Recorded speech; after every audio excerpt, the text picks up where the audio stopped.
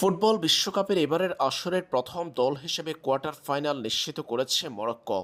আর প্রথম স্বাগতিক হিসেবে টুর্নামেন্ট থেকে বাদ পড়েছে কানাডা। অন্যদিকে একই দিন কয়েক ঘন্টার ব্যবধানে প্যারাগুয়ের বিপক্ষে রেফারির দেওয়া পেনাল্টি উপহার কাজে লাগিয়ে জয় পেয়েছে ফ্রান্স। সাউথ আমেরিকান টিম প্যারাগুয়ের বিশ্বকাপ থেকে বিদায়। ফুটবল বিশ্বকাপের চলমান আসরের সবচেয়ে কঠিন ম্যাচ বোধহয় খেলেছে ফ্রান্স।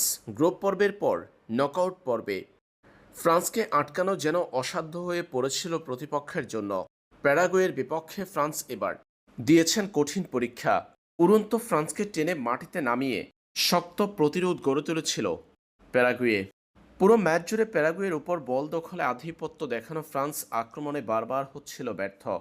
তবে ম্যাচের প্রথমার্ধের খেলা গোলশূন্য ড্র হওয়ার পর দ্বিতীয়ার্ধে ৭০তম মিনিটে সফল স্পট কিক থেকে গোল করে ফ্রান্সকে জিতান কিলিয়ান এমবাপ্পে। প্যারাগুয়ের মিডফিল্ডার গোমেজের ফাউলের শিকার হয়েছিল ডিজিয়ার ডুয়ে।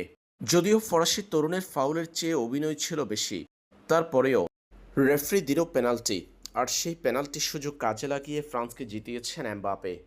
এর আগে কোয়ার্টার ফাইনাল নিশ্চিত করেছে মরক্কো। কানাডাকে ৩-০ গোলে পরাজিত করে এবারের বিশ্বকাপের কোয়ার্টার ফাইনাল নিশ্চিত করেছে গতবারের সেমিফাইনালিস্ট মরক্কো।